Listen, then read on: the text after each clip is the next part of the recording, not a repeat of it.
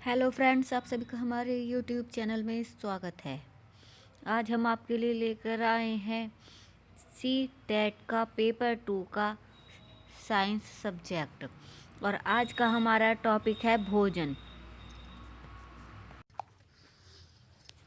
आज हम आपको भोजन, विटामिन, वसा, कार्बोहाइड्रेट के बारे में बताएंगे।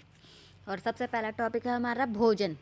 इसमें से आपको कभी कभी 1 क्वेश्चन 2 क्वेश्चन देखने के लिए मिल जाते हैं इस टॉपिक में से। भोजन भोजन क्या है? भोजन वह पोषक पदार्थ है जो किसी जीव द्वारा वृद्धि करने, कार्य, मरम्मत और जीवन क्रियाओं के संचालन हेतु ग्रहण किया जाता है। सभी जीवधारियों को भोजन की आवश्यकता होती है। भोजन से हमें प्रोटीन, कार्बोहाइड्रेट, वसा, विटामिन तथा खनिज लवण प्राप्त होते हैं। ये सभी हमारे शरीर की वृद्धि करने के लिए, हमारा विकास करने के लिए और हमारे स्वास्थ्य के लिए ये सभी आवश्यक तत्व होते हैं। हमारे भोजन में इन सभी का होना आवश्यक है। किसका? प्रोटीन, कार्बोहाइड्रेट, वसा, विटामिन और खनिज लवण का। अब है हमारे भोजन के स्रोत। भोजन हमें किससे प्राप्त होता है? पौधों से और जंतुओं से। पौधे तथा जंतु उत्पाद दोनों ही हमारे भोजन के मुख्य स्रोत है। पौधों से हमें क्या प्राप्त होता है? भाई क्या प्राप्त होता है? चावल, गेहूँ, मक्का, चना, मटर, सरसों, ये सब हमें किससे प्राप्त होते हैं? पौधों से। और जंतुओं से हमारे मांस, अंडा, ये सभी हमें जंतुओं से प्राप्त होते हैं। इसलिए पौधे और जंतु उत्पाद दोनों ही हमारे भोजन के मुख्य स्रोत होते हैं। अब देखिए, ये है कि अनाज। कभी कभी पूछ लेता है कि चावल, गेहूँ, मक्का, या ये क्या है? अनाज, दलहन, तिलहन, सब्जी क्या है ये? तो अनाज में क्या क्या आता है? चावल, गेहूँ, मक्का, ज्वार, बाजरा। अनाज में क्या क्या आता है? चावल, गेहूँ, मक्का, ज्वार, बाजरा। दलहन, ये सभी हमारे पौधे हैं। ये हमें पौधों से प्राप्त उत्पाद है कि हमें पौधों से कौन कौन से प्राप्त होते हैं। और दलहन की कैटेगरी में क्या आता है? चना, मटर, अरहर, मसूर, मूंग। और तिलहन में सरसों, मूंगफली, सूर्यमुखी, तिल, ये सब क्या है? तिलहन। शर्करा फसल कौन सी है? गन्ना और चुकंदर।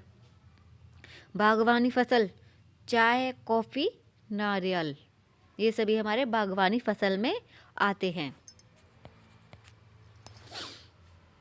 सब्जी आलू, परवल, कद्दू, टमाटर, गोभी, मूली, प्याज, ये सभी हमारी सब्जी की कैटेगरी में आते हैं। मसाले हल्दी, धनिया, मिर्च, इलायची, लौंग, अदरक, जीरा। ये हमारा पेपर 2 का साइंस का टॉपिक है, हमारा भोजन, फूड। फल में क्या क्या आता है? आम, केला, नाशपाती, पपीता, संतरा, सेब, ये सभी हमारे फल में आते हैं। अब है हमारा टॉपिक भोजन के अवयव।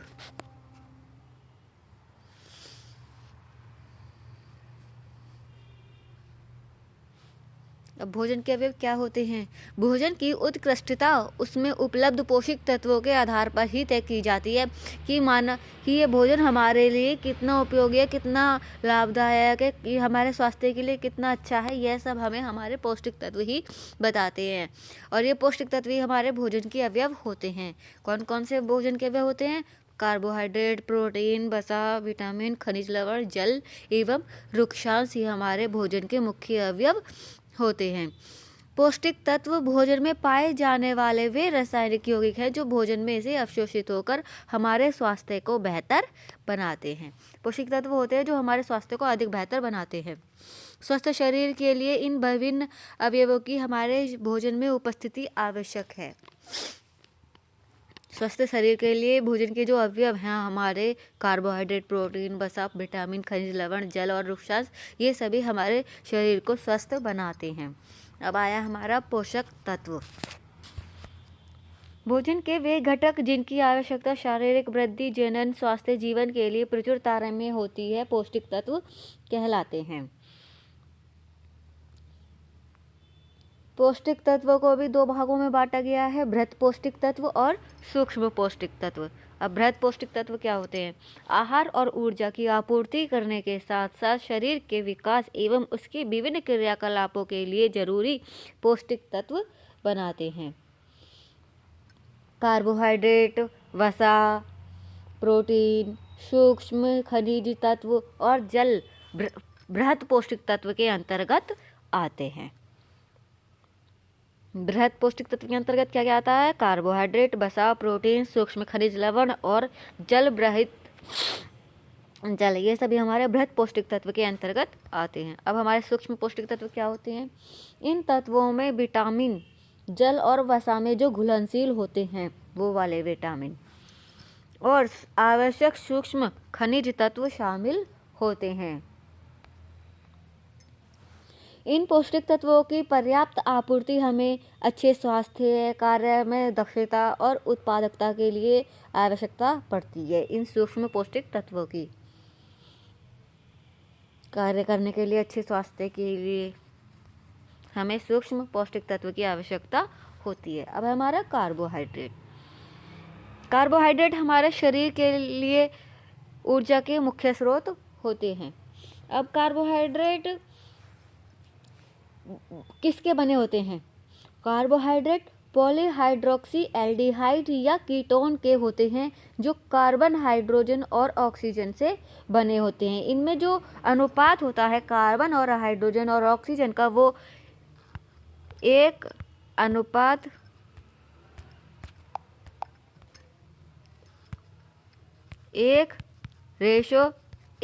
2:1 यानी 1:2:1 का होता है। कार्बन 1, हाइड्रोजन 2 और ऑक्सीजन 1 इस मात्रा में होते हैं।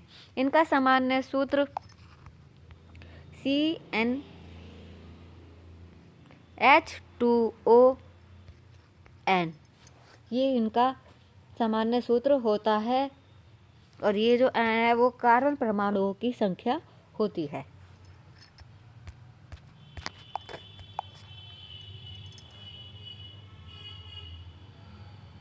कार्बोहाइड्रेट हमारे शरीर के लिए ऊर्जा के मुख्य स्रोत होते हैं।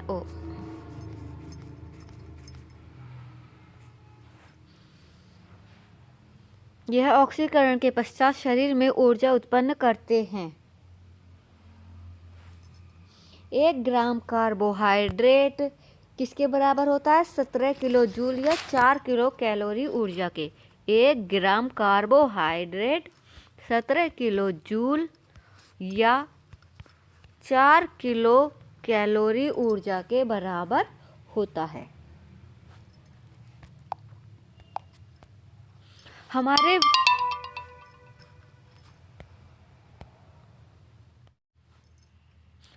भोजन की कुल ऊर्जा में से लगभग 60 से 80% ऊर्जा कार्बोहाइड्रेट से आती है। यानी कि हमारे शरीर के लिए जो है वो कार्बोहाइड्रेट बहुत ही ज़रूरी है, क्योंकि ये हमारे 60 से 70% ऊर्जा हमें जो मिलती है वो हमें कार्बोहाइड्रेट से ही मिलती है।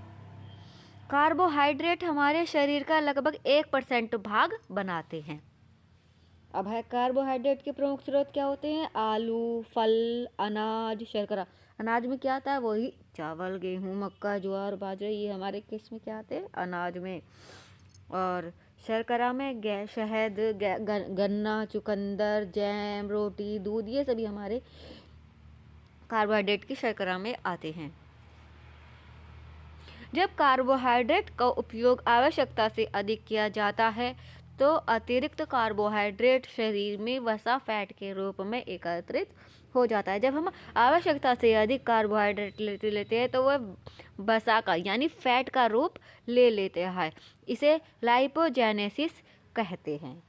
यानी जब हमारा जो हम कार्बोहाइड्रेट आवश्यकता से अधिक ले लेते हैं, मात्रा से अधिक ले लेते हैं, तब जो हमें जो फैट हो जाता है उसे हम क्या कहते हैं? लाइपोजेनेसिस।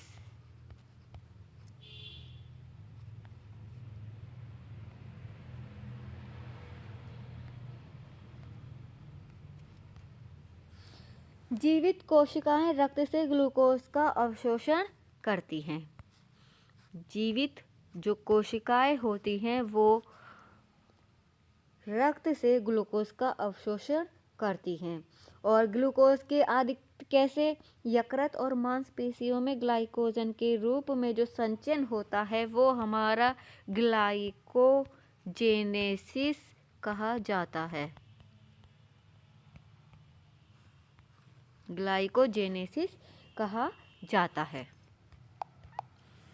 ग्लूकोज के जो अधिक्य का यकृत एवं मांसपेशियों में ग्लाइकोजन के रूप में जो संचयन होता है वो हमारा ग्लाइकोजेनेसिस कहलाता है। एक वयस्क को प्रतिदिन कितना कार्बोहाइड्रेट लेना चाहिए? 500 ग्राम। यानी एक आदमी को प्रतिदिन 500 ग्राम कार्बोहाइड्रेट लेना चाहिए, जबकि बच्चों के लिए और खिलाड़ियों के लिए यह इसकी मात्रा जो वो होती है वो 500 ग्राम से अधिक हो सकती है।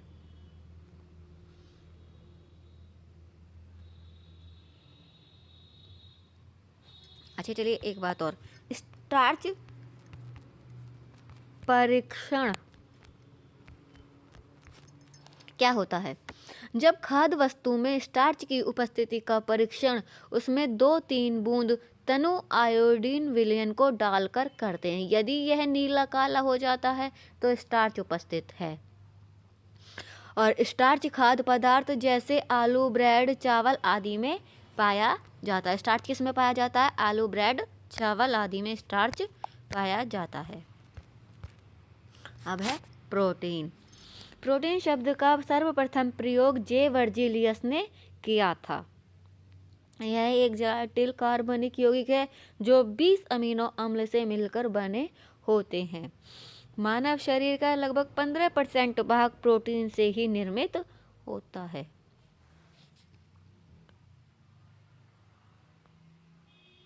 ऊर्जा उत्पादन एवं शरीर की मरम्मत के लिए प्रोटीन की आवश्यकता होती है। प्रोटीन की दैनिक आवश्यकता कितनी होती है? 70 से 100 ग्राम हमारे प्रोटीन की जो दैनिक आवश्यकता होती है, हमें प्रतिदिन कितना प्रोटीन लेना चाहिए? वो 70 से 100 ग्राम। और कार्बोहाइड्रेट 500 ग्राम।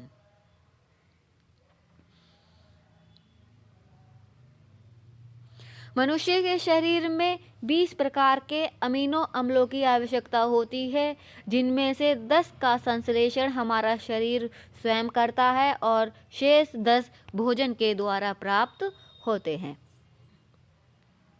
मनुष्य के शरीर में कितने प्रकार के अमीनो अम्ल की आवश्यकता होती है? 20, जिसमें हमारा शरीर स्वयं करता है 10 का संश्लेषण और 10 हमें भोजन के द्वारा प्राप्त होते हैं।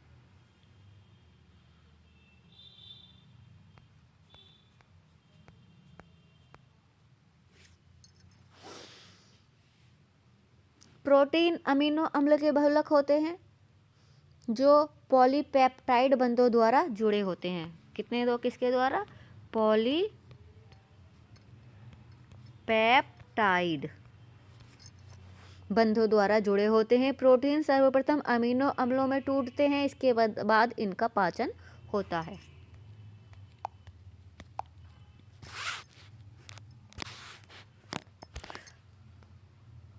अमीनो अम्ल भी 2 प्रकार के होते हैं, आवश्यक अमीनो अम्ल और अनावश्यक अमीनो अम्ल। आवश्यक अमीनो अम्ल क्या होते हैं? इनका संश्लेषण शरीर में नहीं होता, ये आहार के द्वारा ग्रहण किए जाते हैं। जैसे लाइसीन, मिथियोनीन, वेलाइन, ये क्या है हमारे आवश्यक अमीनो अम्ल। ट्रिप्टोफैन,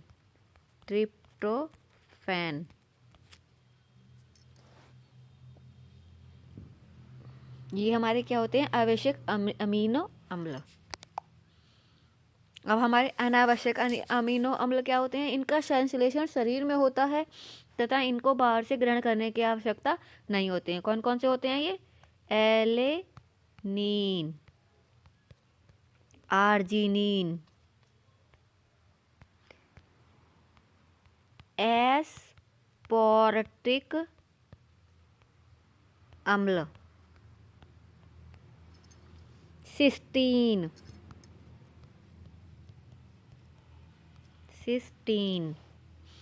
प्रोलीन, सीरीन, टायरोसिन, ये हमारे क्या होते हैं? अनावश्यक अमीनो अम्ल।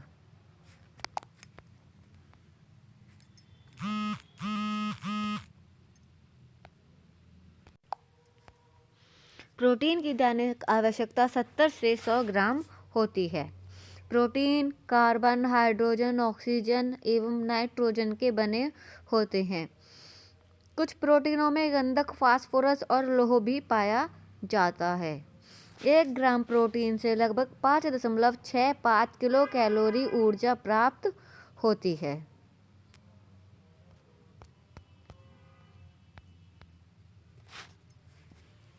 1 ग्राम प्रोटीन से लगभग 5.65 किलो कैलोरी ऊर्जा प्राप्त होती है। प्रोटीन के मुख्य स्रोत दाल, मछली, अंडा, पत्तेदार सब्जियां, दूध, फल, सोयाबीन, मटर, पनीर, दही, ये सभी हमारे क्या हैं? प्रोटीन की स्रोत। कौन कौन से? दाल, मछली, अंडा, पत्तेदार सब्जियां, दुग्ध, फल, सोयाबीन, ये सभी क्या है? हमारे प्रोटीन के स्रोत।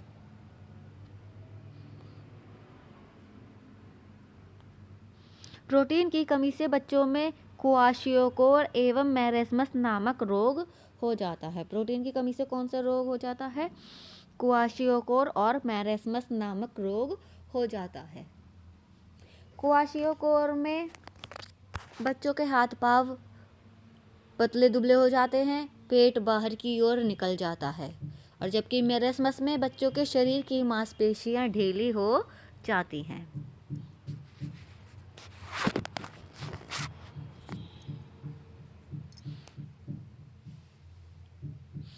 प्रोटीन कोशिकाओं, जीवद्रव्य एवं ऊतकों के निर्माण में भाग लेते हैं। ये शारीरिक वृद्धि के लिए आवश्यक होते हैं। इनकी कमी से शारीरिक विकास रुक जाता है और इनकी कमी से बच्चों में क्वाशियोकोर और मैरेस्मस नामक रोग हो जाता है।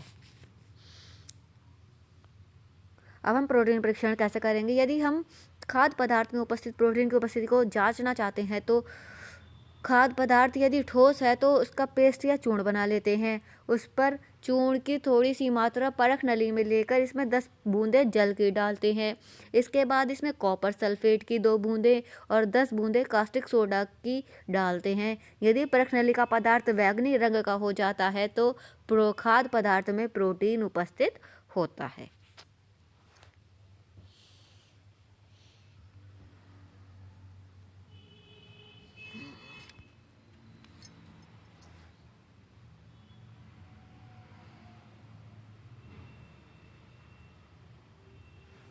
अब है वसा। वसा वसीय अम्लों एवं ग्लिसरॉल के एस्टर होते हैं जो कार्बन, हाइड्रोजन एवं ऑक्सीजन के बने होते हैं। इसमें अत्यधिक कैलोरी होती है और ये आवश्यक वसा अम्लों के मुख्य स्रोत होते हैं। 1 ग्राम वसा 37 किलो जूल या 9 किलो कैलोरी ऊर्जा के बराबर होती है। यह जल में एविले और एसीटोन, बेंजीन, क्लोरोफॉर्म आदि में विलय होते हैं। वसा के मुख्य स्रोत घी, मक्खन, बादाम, पनीर, मांस, सोयाबीन और सभी वनस्पति तेल हैं।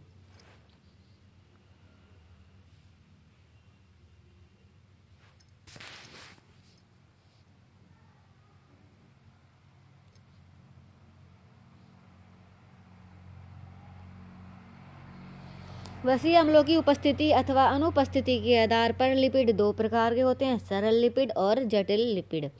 सरल लिपिड क्या होते हैं? Simple lipid. इनमें वसीय अम्ल नहीं होते और इनका साबुनीकरण भी नहीं होता है। और जटिल लिपिड, इसमें वसीय अम्ल उपस्थित होते हैं और इनका साबुनीकरण हो जाता है क्योंकि ये क्षारीय जल अपघटन द्वारा साबुन प्रदान करते हैं। वसा का जल अपघटन लाइपेज एंजाइम द्वारा छोटी आंत में होता है। कुछ विटामिनों के अवशोषण के लिए शरीर में वसा का उपस्थित होना आवश्यक होता है। मक्खन, घी सभी सामान्य कक्ष पर जो सामान्य कक्षीय ताप होता है उस पर ठोस होती हैं और यह हमें जंतुओं से प्राप्त होती हैं। क्या? मक्खन और घी। मस्टर्ड ऑयल, मूंगफली का तेल और कोई भी वनस्पति तेल, ये सब हमारे सामान्य ताप पर द्रवावस्था में होती हैं और इनकी प्राप्ति पौधों से होती है। अभी ये हमारा टॉपिक जो चल रहा है वो हमारा अभी वसा ही चल रहा है।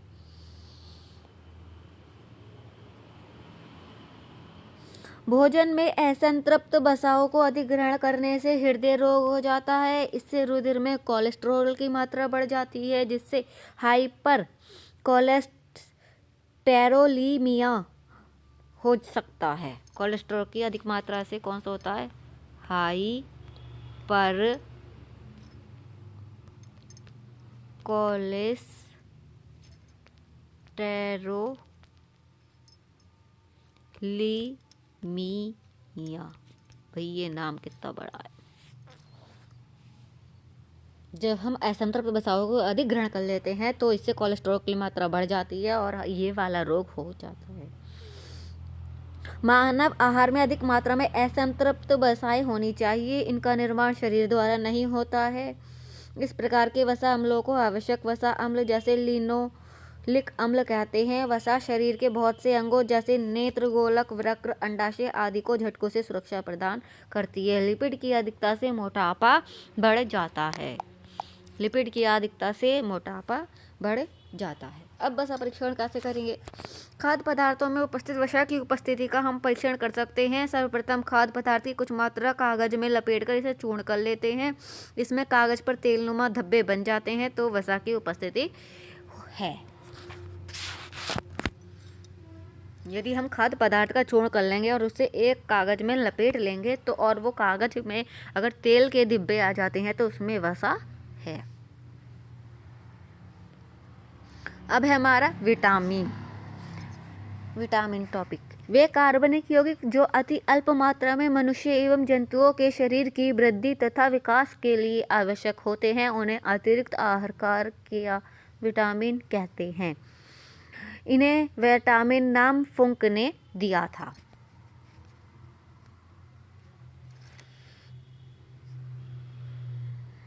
विटामिन की कमी से भी अनेक रोग हो जाते हैं। इन रोगों को एपिटामिनोसिस कहते हैं। अधिक मात्रा में विटामिन लेना भी हानिकारक होता है। इस अवस्था को हाइपर विटामिनोसिस भी कहते हैं। अगर कम लेंगे तो जो रोग होता है उसे एबिटामिनोसिस कहते हैं और अधिक मात्रा में विटामिन लेते हैं तो हाइपर विटामिनोसिस हो जाता है, रोग हो जाता है। विटामिन उपापचयी क्रियाओं में सीधे भाग नहीं लेते बल्कि सहायक के रूप में कार्य करते हैं, जो कार्बोहाइड्रेट, वसा और प्रोटीन उपापचय में भाग लेते हैं। विटामिन उपापचय नियामक होते हैं। विटामिन क्या होते हैं? उपापचय नियामक होते हैं। विटामिनों के पूर्वगामी या प्रीकर्सर को प्रोविटामिन कहते हैं।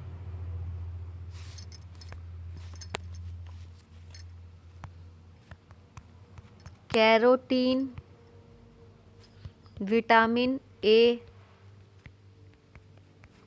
के तथा